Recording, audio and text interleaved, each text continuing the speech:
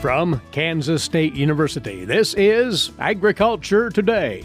Eric Atkinson here, and here's what's ahead today. From the IGP Institute here at K-State, Guy Allen will review the USDA's latest World Grain Supply and Demand Report released yesterday and what it says about international grain trade prospects. Also, the latest edition of FSA Coffee Talk from the Farm Service Agency. Todd Barrows covers a trio of important reporting deadlines for you producers to have in mind. Today's Kansas Wheat Harvest Update features Extension Agricultural Agent Todd Schmidt of Greeley County. And on this week's Wildlife Management segment, K-State's Charlie Lee talks about a benign species that he tells us is in need of conservation, the hog-nosed snake. All that and more here on Agriculture Today.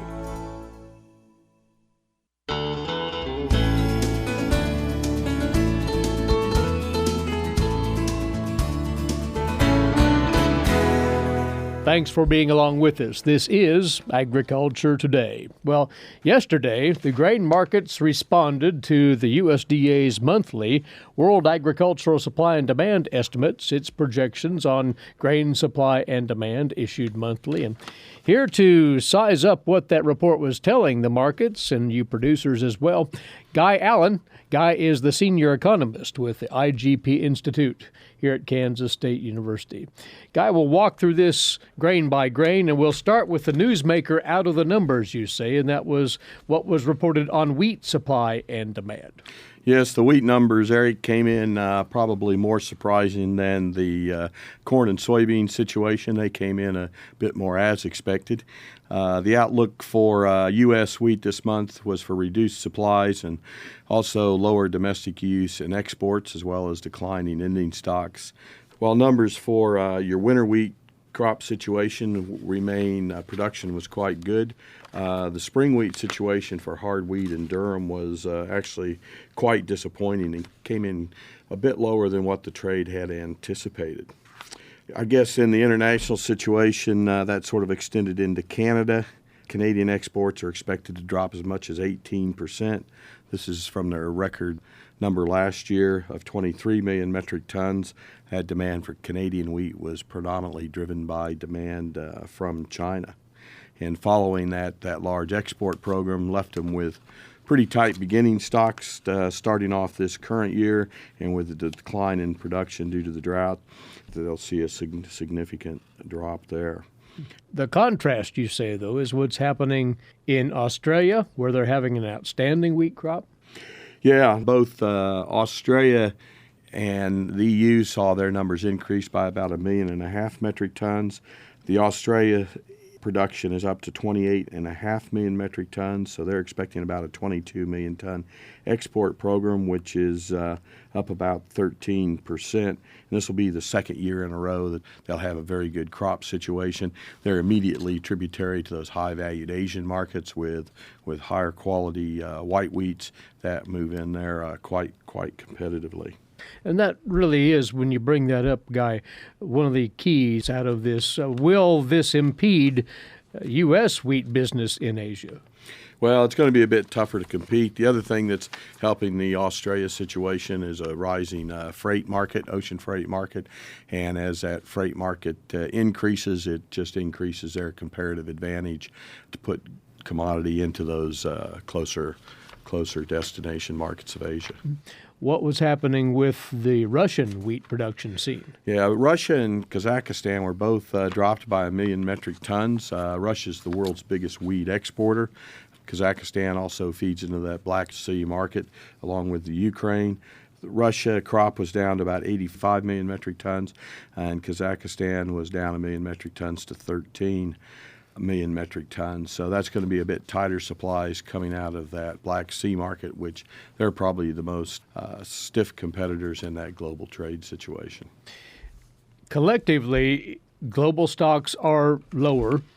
How friendly is that for prices, do you think? Well, they're slightly lower. I think we're down to about 37% stocks-to-use ratio. That's still relatively loose, although it's a notable drop from where we have been the last couple years. Look, we have seen good wheat feeding over the last marketing year, and that'll extend into at least the first quarter of this year. The wheat feeding, I've probably been a bit disappointed in. I would have suggested maybe higher numbers, but it has been sort of the commodity that solved the feed grain balance sheet when we looked at the corn situation. So when we look ahead, and again, projections can go as far as one wants, but it seems as if there's still a pretty firm underpinning for, well, market prices, given that we're not overrun with wheat stocks globally. Well, 37% is pretty comfortable. So there's adequate supply, though. If you take China out of that, which holds the biggest portion of that, it is a fairly tight situation. But even here in the U.S., the wheat situations, I guess, is what is keeping a bit of a cap on the corn. On the flip side of that, it's basically been corn prices, which has been lending a lot of support to wheat over the past 12 months. Well, speaking of corn, what did the WSDA report have to say about supply and demand domestically and globally? Well, the U.S. didn't make too many changes to corn. This month's U.S. corn outlook was for larger supplies, greater feed and residual demand, and increased exports. They did raise their ending stocks number just slightly for the end of the year, which I'd say the corn numbers were pretty much neutral to maybe slightly supportive on that. On the global situations for the feed grains, coarse grain situation, we are seeing an increase in feed and residual use as well as total exports on that. Another contributor to the coarse grain situation, which does impact corn slightly, is increased barley production. While we're seeing a bit of a decline in Canada due to the weather, we did see increased planted barley and oilseed acres in the Canadian situation as well as Australia due to that price relationship, and we're seeing increased barley production globally, which will weigh a bit on that total feed grain situation. As far as movement of corn, feed grains, coarse grains, it's a perpetual interest guy in China. What's happening there according to the latest report? Yeah, the China situation's a bit of a question mark. The numbers were just modified slightly on that. No big changes. The African swine fever situation continues to be uncertain, which leaves a question mark over their total, not only their feed demand, but also their demand for soybean meal and the oilseed situation. Let's transition over to the USDA's numbers on soybean and oilseed supply and demand this month. Looks like it was higher than anticipated global soybean stocks. Yeah, the soybeans probably had the least change to it for the oilseed situation. Global ending stocks for soybeans were increased just under 2 million metric tons to 94.5 million tons for Brazil and Argentina. This was offset by slightly lower Chinese stocks. The decline in those soybean ending stocks are pretty much well calculated into that market, and why we've seen oil prices rise to the levels that they have. The good weather situation that's evolved is what's weighed on soybeans over the last few weeks. I guess one of the interesting things on the whole international oilseed China situation was a drop in their imports from 100 million metric tons to 98 million metric tons for this current marketing year. But we did see this coming year situation left unchanged at about 103 million metric tons. So again, that's going to be driven by the evolution of the pig numbers and the livestock situation as meal what's really driving that. One thing I think we need to note also is the oil situation and the whole oil complex.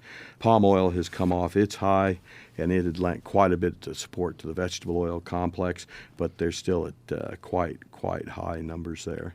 And that change in relative oilseed values, we have seen a shift in production into oilseeds, not only in soybeans, but in the sunflowers and canola/rapeseed in other countries there as well. Guy, you take the report collectively here. What's your read? It was expected to be something of a quiet report, as WSDA reports go in terms of its impact. But what do you think are the longer-term takeaways from it? Well, July sort of came in as expected. The USDA didn't change any of the yield numbers. They're going to be looking, I think, for their July physical survey numbers before they make any adjustments, and we're likely to see those in August. If you look at their crop condition numbers, they're probably a little less than stellar on the whole, so I wouldn't be surprised to see some of those yield numbers drop a bit in August. But look, that's going to be dependent on weather, and it wasn't but probably 30 minutes after the release of the USDA numbers, then the market had turned around and started to look to the weather forecast coming down the line at us. The market's going to continue to be volatile. Corn and soybean and oilseed situation are continue to be tight, exceptionally tight stocks to use situation in that. So any small change in supply or demand is going to have a noted movement in the underlying market values. So it's been a very interesting summer as far as volatility, and I don't think we're done with this rodeo yet. Probably not for the foreseeable future, for sure. Good summary of the USDA's latest grain supply and demand numbers, Guy. Thanks for taking a few moments to join us for that. Thank you, Eric. He's over from the IGP Institute here at K-State, where he serves as the senior economist there, Guy Allen, and every month he joins us to talk over the USDA's posted numbers on grain supply and demand domestically and abroad in the form of that WASDE report. Guy also is a regular contributor to the agmanager.info website, where he offers his latest take on international grain trade. Keep up with his perspectives at agmanager.info. You're listening to Agriculture Today, and we'll be back after a few moments away here on the K-State Radio Network.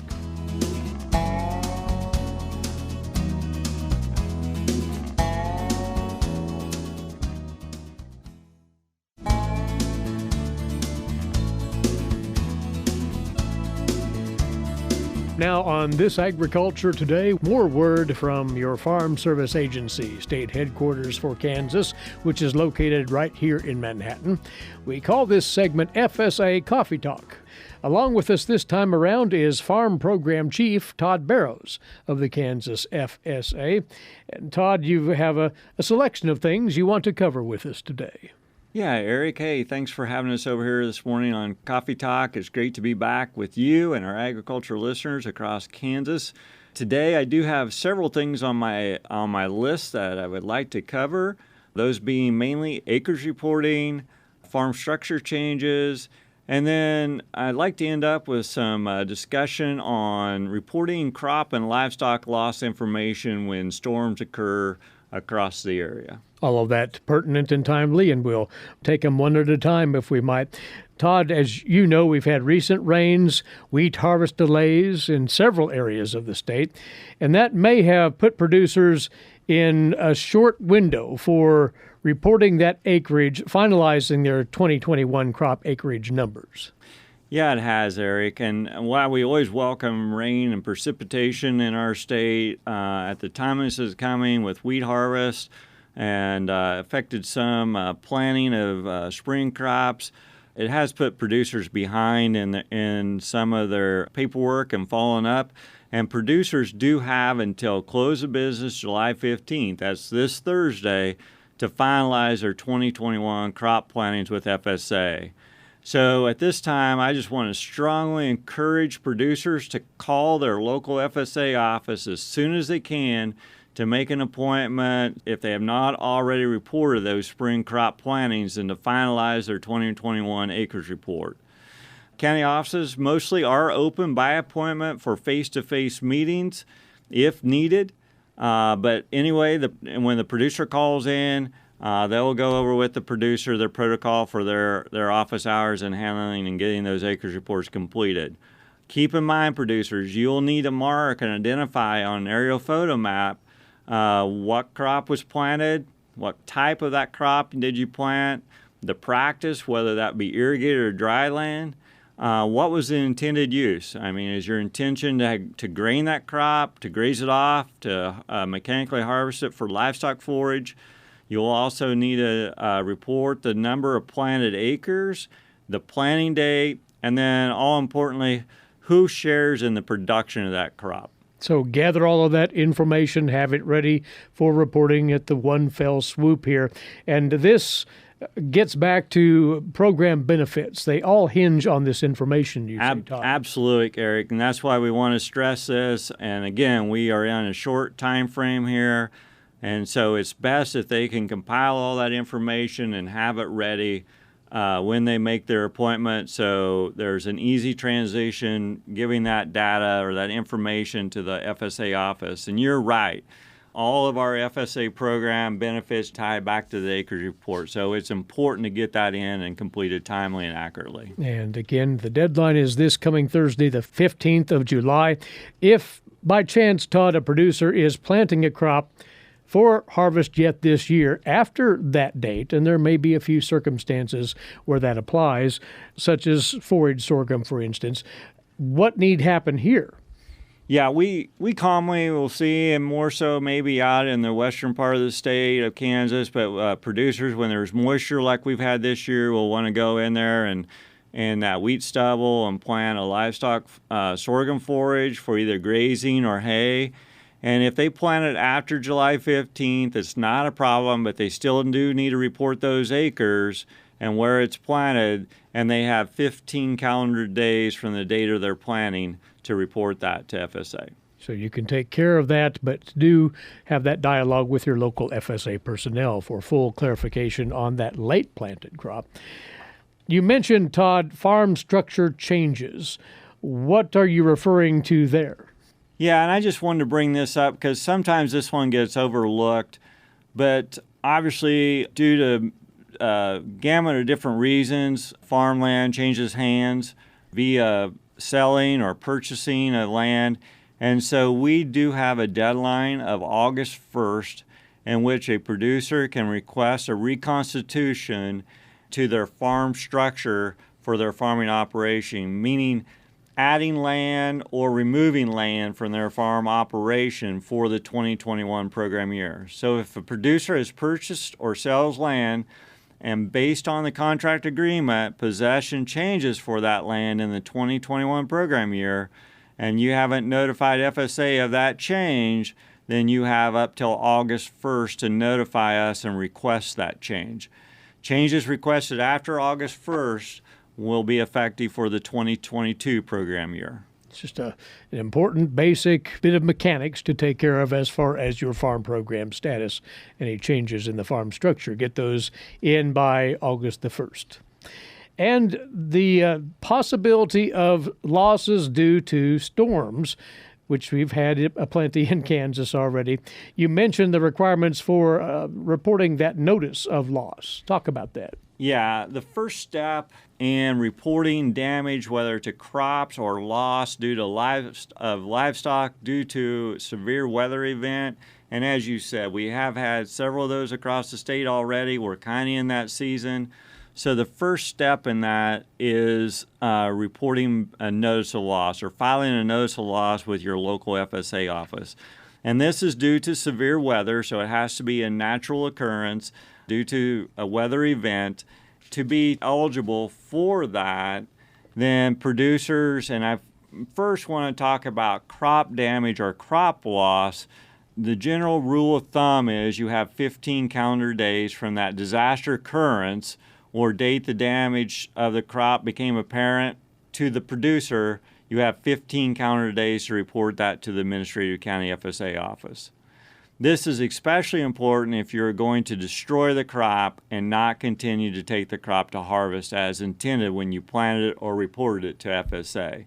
Now, for our fruit and vegetable producers across the state and region, they have an additional reporting requirement providing a timely notification within 72 hours of damage to that crop because these crops are more perishable in nature, so therefore they have a 72-hour requirement to report that notice of loss.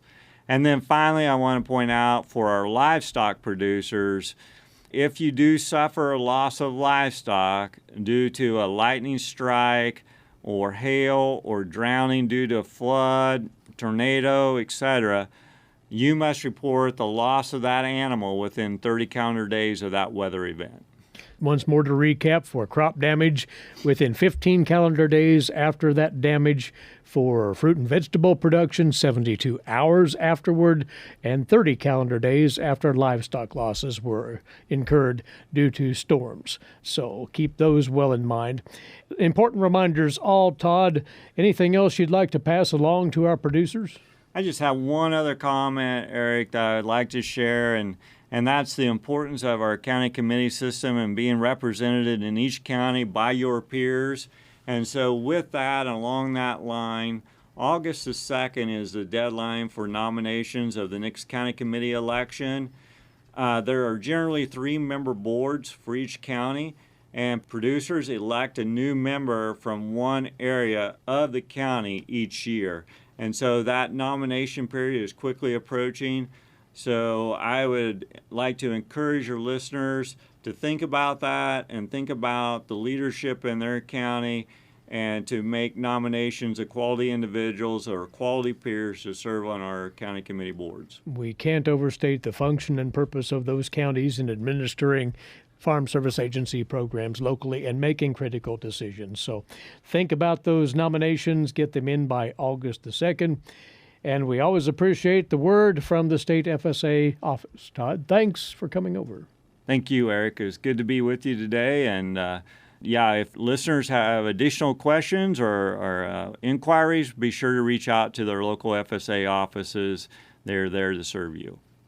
Todd Barrows, along with us, Farm Program Chief with the Farm Service Agency State Headquarters for Kansas, along with us for the latest FSA Coffee Talk, which we'll close out with further word from the USDA, released yesterday, that you agricultural producers and landowners can now apply for the Conservation Reserve Program Grasslands sign-up. That's now open and will remain so through August the 20th. This year, the USDA updated the sign-up options to provide greater incentives for producers, including setting a minimum rental rate. CRP grassland is competitive, allowing landowners and operators to protect their grasslands while maintaining the areas as working grazing lands. That minimum rental rate will now be $15 per acre. Find out more about the CRP grasslands enrollment at your local FSA counter, of course. And you're listening to Agriculture Today. When we come back after this break, today's Kansas Wheat Harvest Report, we'll have the story of harvest progress and results out of Greeley County. Also, K-State's Mike Brouk stands by with this week's edition of Milk Lines, and K-State's Charlie Lee back in for his weekly visit further ahead. Keep it right here, won't you? This is the K-State Radio Network.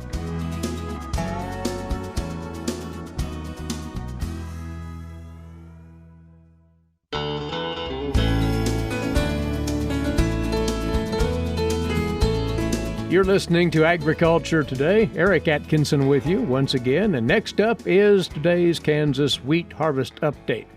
And we'll hear from the far west central part of the state this time around, and specifically Greeley County. Find out how harvest has been going the last several days and how close they are to completion. Todd Schmidt is the Greeley County Extension Agricultural Agent. So, Todd, have you experienced rain delays much as others in western Kansas have in recent days?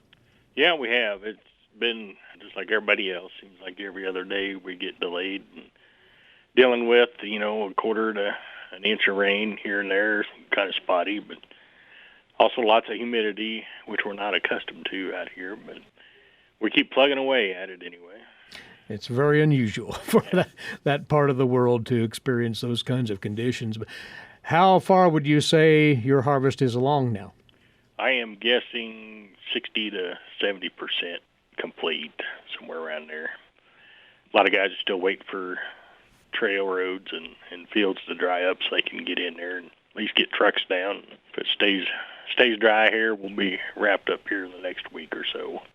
Well, thinking back to the start of this wheat crop, how did it get out of the gate, and what were the general expectations before the combines? Well, I'm not sure how far back you want to go, but as far as expectations, from the 1st September to the 1st of March, we had a total of an inch of moisture was all. And so expectations at that point in time weren't very good. We did catch little rains there in March, which kind of kept us moving along. And actually, some wheat started getting released and destroyed until we finally got a big rains there mid-May, which kind of turned things around. And expectations from mid-May to early to mid-June were pretty good for the wheat crop. Of that has been cut then, what are the results coming in as far as yields, as far as test weights? Yields, kind of what I guess I was expecting. They're kind of all over the board. Some really good wheat out there, 50 to 70 bushel wheat. And there's some average wheat in that 30 to 40 range, and then there's some that's less. Just kind of varies, depending upon who was under a rain cloud, who wasn't. And as far as test weight, those hot and windy days there in mid-June really shrunk some of the wheat back, and then these rains haven't helped any at all either. But test weight's been in, low to upper 50s with some 60s. The yields, though, the main difference maker was likely simply moisture, was it not? I think so, yeah. Moisture, and then, we had those cold temperatures back in April. We had a couple of nights where it got pretty cold. So I know some of the low-lying areas in particular, there wasn't much wheat in the head. But, yeah, for the most part, I think it was drought. How would you read your producers' perceptions of their harvest? Are they reasonably gratified by the fact that they got something out of this? Yeah, I think so. I mean, most of them that I've talked to have been pretty optimistic and glad to at least be cutting something this year. With the price kind of up there, a little higher than it's been, I think they're okay. Appreciate it, Todd. Thanks for giving us the word on harvest in Greeley County. You bet. Thank you. He's the Extension Agricultural Agent in Greeley County, far west central Kansas. That's Todd Schmidt with this wheat harvest update for you.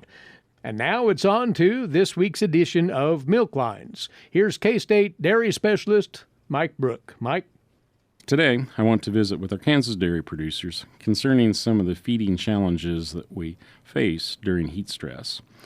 When we undergo these periods of severe heat stress on our Kansas dairy farms, a lot of times we blame the reduction in feed intake we see in our animals just simply on the heat that they're experiencing.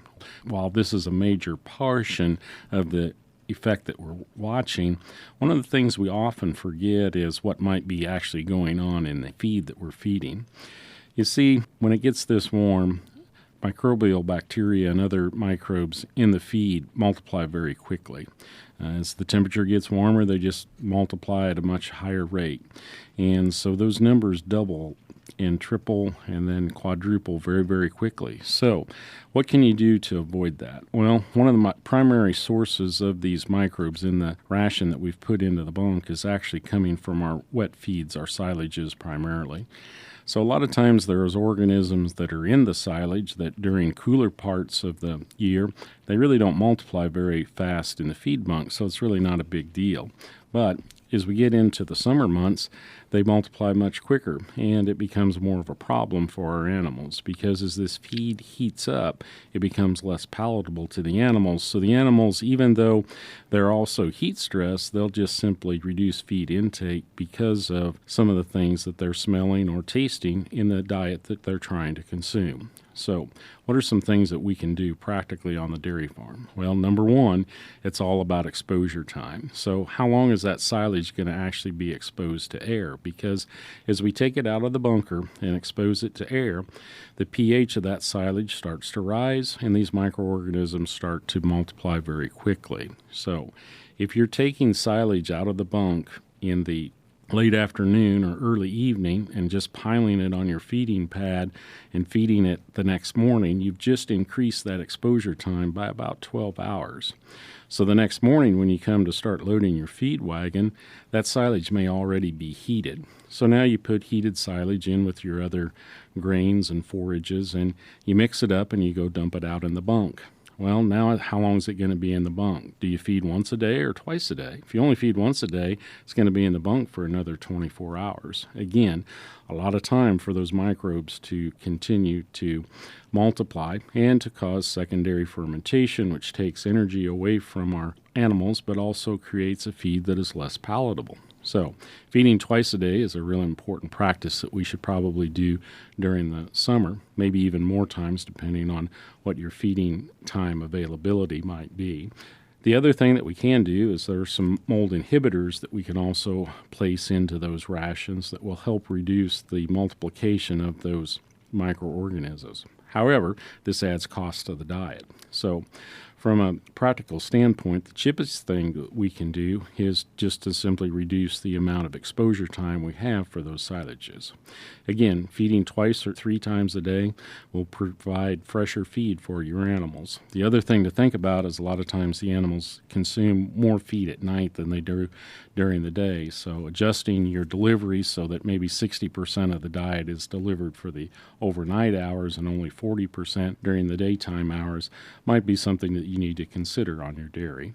This is Mike Brouk with K-State Research and Extension, encouraging our dairy farmers not to forget about secondary fermentation in the feedstuffs as it relates to intake of our dairy animals during heat stress. Many thanks, Mike, and you're listening to Agriculture Today.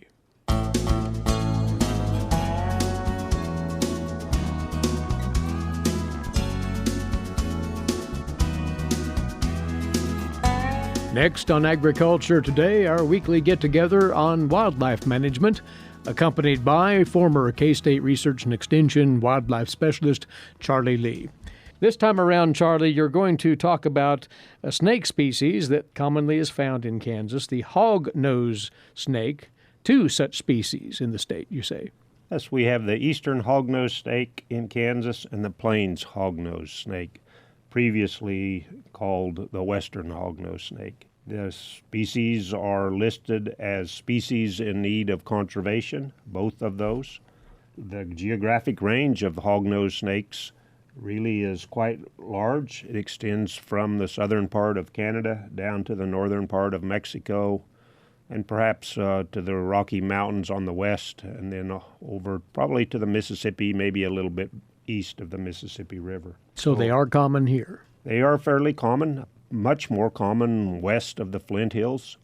The western hog-nosed snake or the plains hog-nosed snake is more frequently found further west. The eastern hog-nosed snake has some adaptations that makes it a little bit more likely to be found where there is more grass and perhaps leaf litter. And the plains hog-nosed snake is found more commonly in sandy type areas, sand prairies, sand river bottoms, or on sandy gravel type roads. Tell us more about their traits. And you say they're, for one thing, unique in how they approach their prey. Oh, they have a mildly toxic saliva, and they're frequently mistaken for some of the more slightly dangerous rear-fanged snakes that possess a different type of teeth and saliva that's intended to kill their prey. Hog-nosed saliva fails to meet the definition of a venom because they really have no injection system and they don't have behaviors typical of those seen in venomous animals. Their teeth are smooth and strong without any grooves, and the mildly toxic Devernois secretions are produced well away from the evisceration fangs that these hog-nosed snakes may have.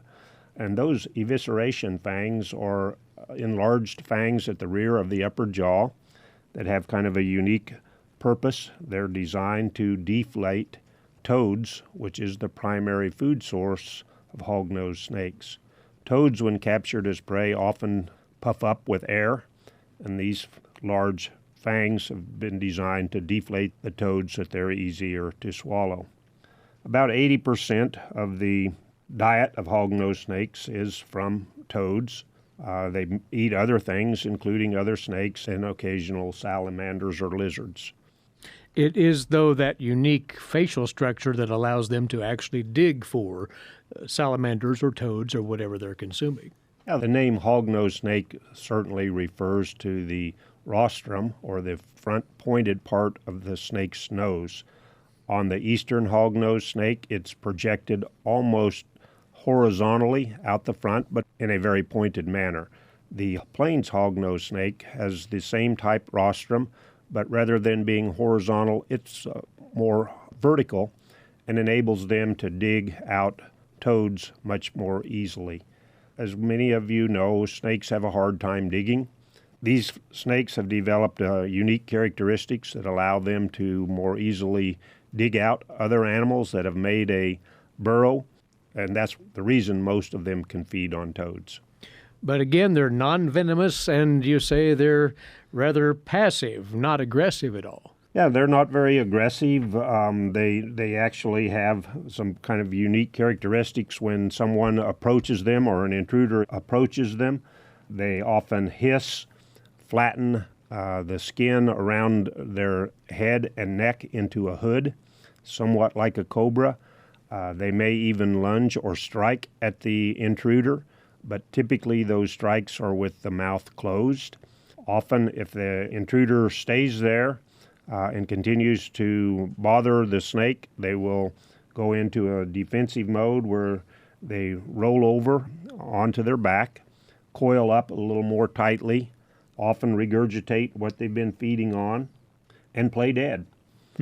Those were all kind of characteristics that are unusual in snakes and made them a popular pet in years past. But once more, Charlie, you noted that these snakes deserve a little conservation attention, so to say. Yes, they're a species that certainly deserves attention. Now that they're listed as a species of need in conservation, it's time to take steps to conserve their habitat before they get pushed on over into the threatened or endangered ranking. I know there are many people that have fears of snakes. Hog-nosed snakes are not something that you should be afraid of. And I think, again, the more people know about these somewhat unique species, the more likely that they can be conserved. And again, there are two species of hog-nosed snakes in Kansas, the plains and the eastern hog-nosed snakes. Very interesting reptiles indeed. Charlie, we appreciate you telling us more about them today. With us weekly, Charlie Lee, longtime wildlife specialist, K-State Research and Extension. And from time to time, we like to remind you about the exceptional resources on wildlife management through Research and Extension at Kansas State University. Online at wildlife.kstate.edu, you'll find information about common wildlife in Kansas, how to control them safely.